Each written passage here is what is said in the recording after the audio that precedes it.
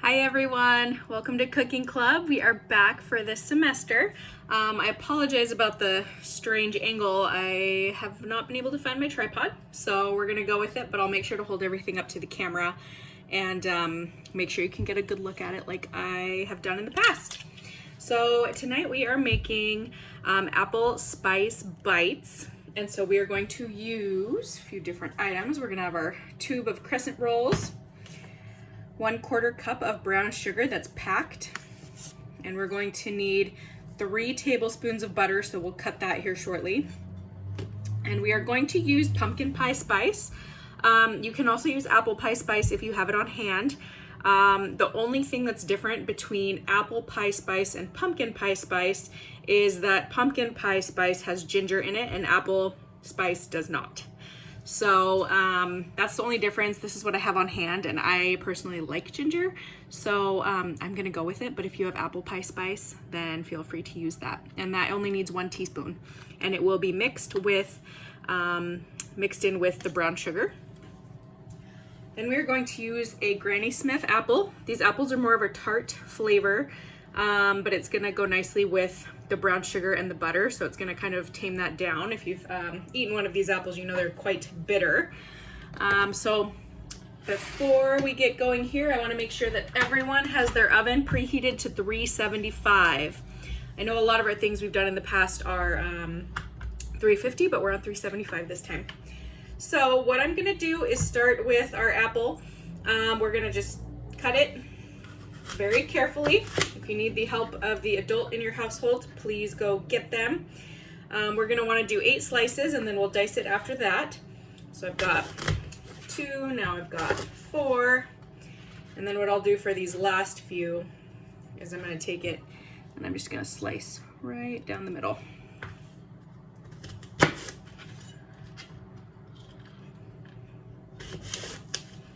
If you have one of those apple slicing tools in your house, feel free to use that as well.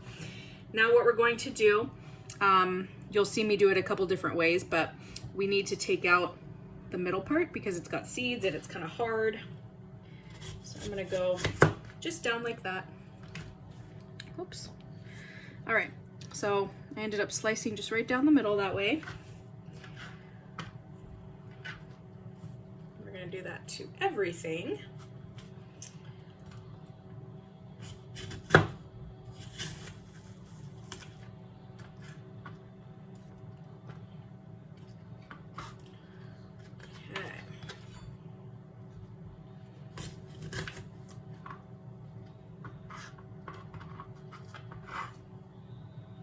Some of them might have less of the core than others, and that's perfect if they get lucky with one of those.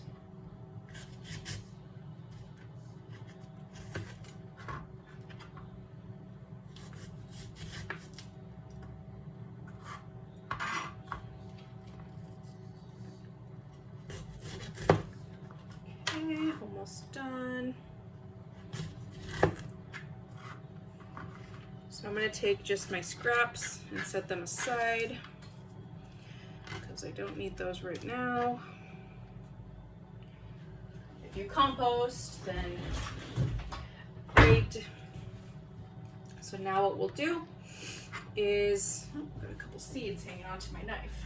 We're going to take our slices that we've had 8 of, and we're just going to cut each one that, and you can cut them again to make them even a little bit smaller.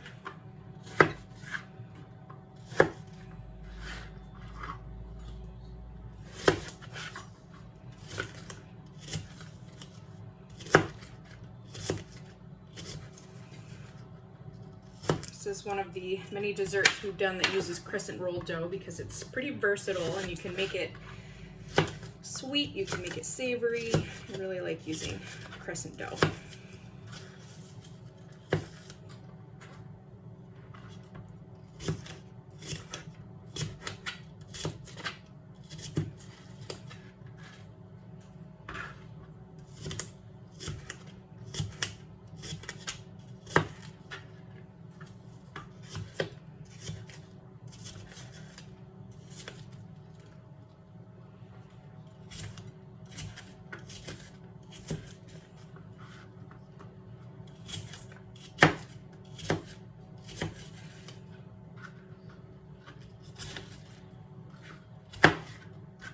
right, so now I have got a whole plate of my chunked apples. Now what I'm going to do is I need 3 of these tablespoons. So as we've talked about in the past, these butter rectangles always have the lines on them so you can get the tablespoons right. So I'm just going to cut on this 3rd line because that's all I need. You can cut right through the paper and tear it like that, so we'll leave that there. I'm going to put the rest of it back in the fridge.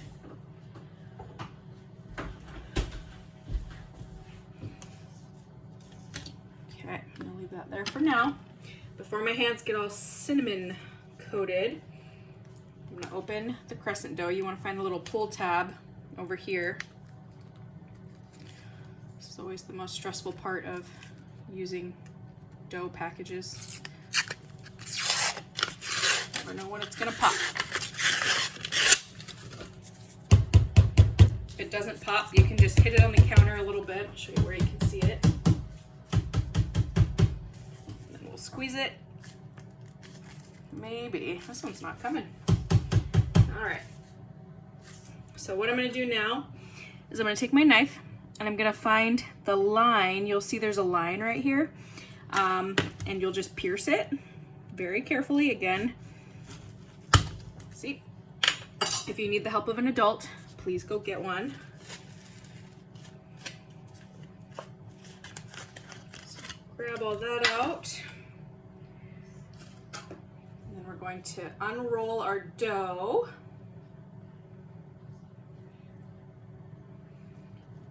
There's 1/2. And all you're looking for is for the seam. And now you can unroll pretty easily. So what I'm gonna do is we're just gonna lay them out in triangles. And you're gonna wanna put them, I'll show you here in a sec, corresponding with each other as far as like the sides go, so that they all fit. Otherwise, it's gonna be a pretty tight squeeze. And I used not the biggest baking sheet that I have, so not very smart on my part.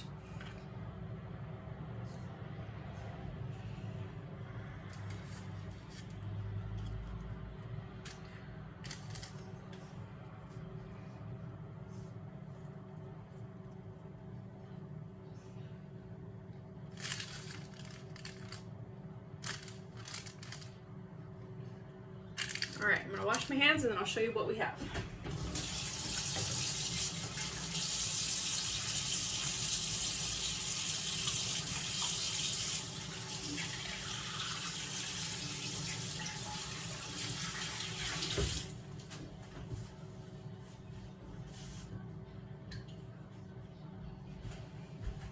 Okay, so we've got all our apple slices, 3 tablespoons of butter, and this is how I arranged my crescent dough. So that's all ready to go for us. And then over here, we're gonna combine these 2 items on the paper plate, and then we'll toss the apples into those items. So, let's see if I can angle this a little bit better. All right, 1/4 cup of brown sugar. We're pouring it onto our paper plate. Then we need our measuring spoons, and we need to find the 1 teaspoon, which is 1 TSP. And if it doesn't fit, like mine doesn't, then we're gonna use 1/2 TSP, and we're gonna do it twice. So, right in there, there's 1. And there's another, so that makes a full teaspoon. Now what I'm gonna do is take kind of a larger cereal spoon, soup spoon, bigger than a soup spoon, but everyone's calling them something different in their house. And now I'm just gonna break this up and really mix it.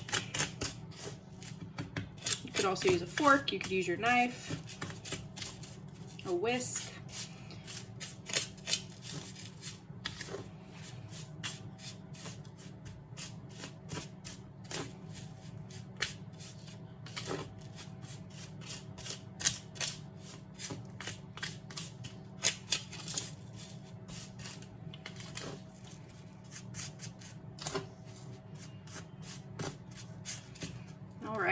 that's nice and mixed. I'm gonna grab a couple other items that we need and then we'll be back to it. All right, so what we're gonna need to do now, we've mixed our cinnamon and brown sugar, or sorry, our pumpkin pie spice and brown sugar. Now we're gonna take our 3 tablespoons of butter. We're gonna need to melt that. So I'm putting it just in a clear glass. You can use the bowl that you intend to use, whatever you'd like. I just wanna show you how, what the texture is like, so I'm gonna use a clear glass. We're gonna go just for 20 seconds. When we are melting butter in the microwave, you want to not go for a lot of time at once. We might hear a pop here because there's not a whole lot in there, but you'll notice if you do butter in the microwave for too long, it'll pop and have an explosion inside the microwave, and that is pretty messy to clean up. So, got 4 seconds left.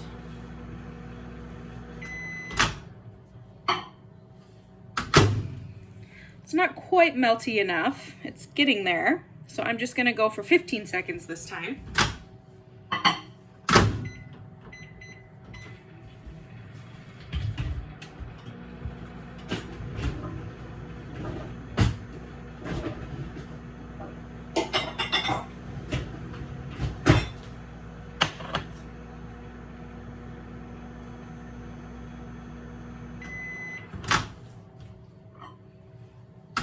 So this is completely melted at this point. So what I'm going to do is set that aside. You want to get a small mixing bowl, just enough to fit your apples. We're going to move those into the bowl. In our next step, we could do one of 2 things. So we're here, apples in here. We are going to pour the melted butter over the apples.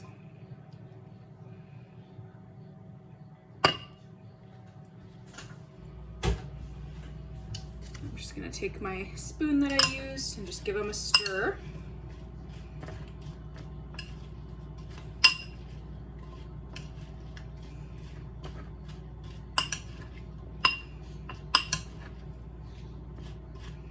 All right, so after that, you could go about this. You could do half and half and just see what works out better for you.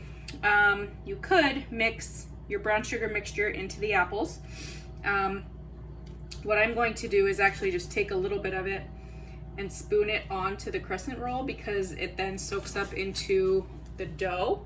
And if we have any left over after, then that is what I will sprinkle into my bowl here. So you want to take a pretty good sized spoon, a spoonful, and sprinkle that on there.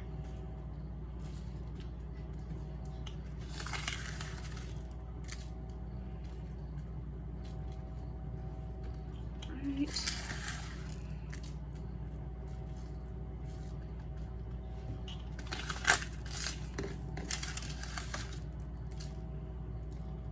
Another thing you can do is save it and sprinkle it over the top, which that sounds pretty good to me, so I might actually do that instead. Now we're going to take our spoon, go back to the apple bowl, and pour some at the long piece of your crescent roll. So if you look at your crescent roll and it looks like a slice of pizza, we want to put it up at the top where the crust would be. You might end up with some leftover apples, that's okay.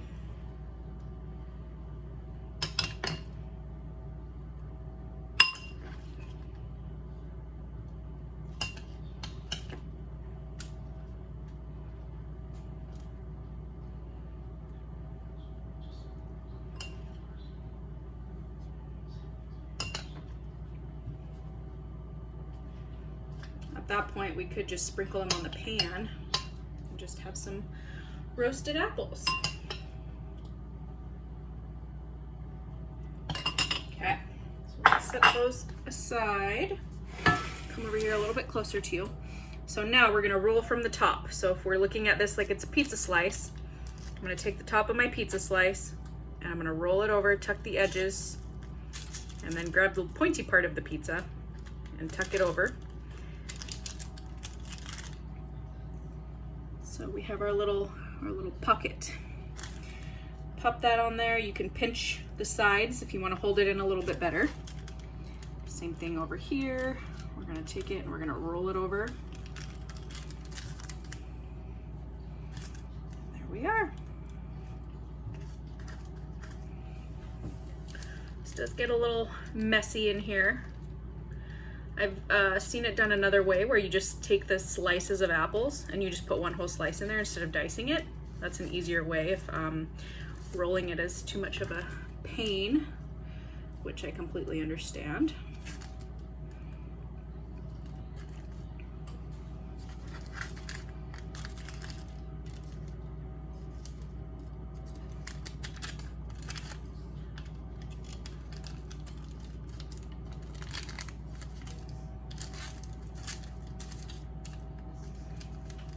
And if they kind of fall apart, it's okay, because when the dough rises, like this one, the side is coming out. When the dough rises in the oven, it's gonna just kind of encase everything. So for this you can see better. Blocking you with my hands. We're rolling.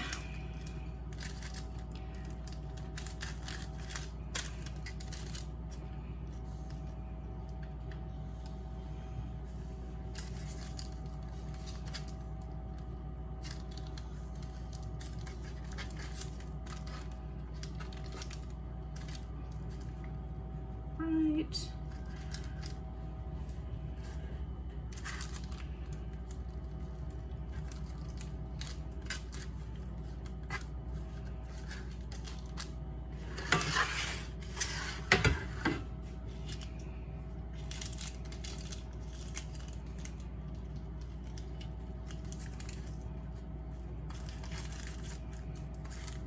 Okay, so I'm gonna wash my hands and then I'll show you what mine look like. Actually, I'm gonna sprinkle this first.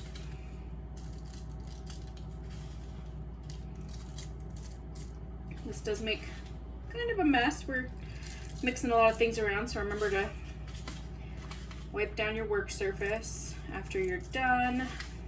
Make sure that you leave it clean like when you started.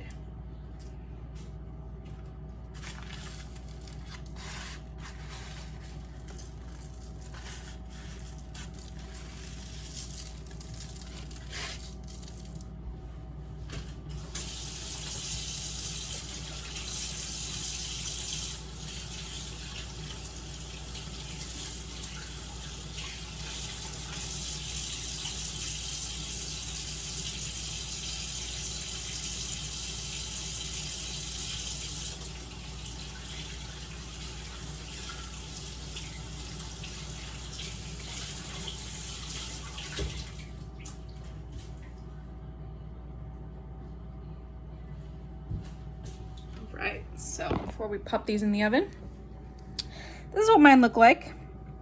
They're not super good looking little dumplings, but I bet they're tasty. So it's okay if they don't come out looking like a perfect little crescent roll. You can see where I tried to pinch the edges on some of them to hold them together. But like I said, when they bake, it's gonna do it on its own. So I'm gonna pop these in the oven now for 10 to 12 minutes. So you're just gonna wanna watch that time. If you see that they're browning too quickly, stop at 10. If you want them to be a little more done, then go the full 12 minutes. So 375 for 10 to 12 minutes, and I'll see you back here shortly. Okay, everyone. So here is my product after taking it out of the oven. I ended up going for 14 minutes. They weren't looking brown enough for my liking. You can see like this one is really brown.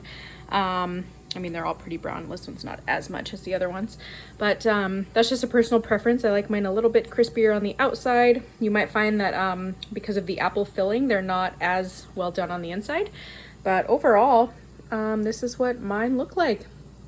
So let me know what you think of this recipe, what you tried, if anything worked or didn't work, and I will definitely get back to you if you send me what you liked. Otherwise, I will see you all next week, and I hope you have a wonderful weekend. Bye, everyone.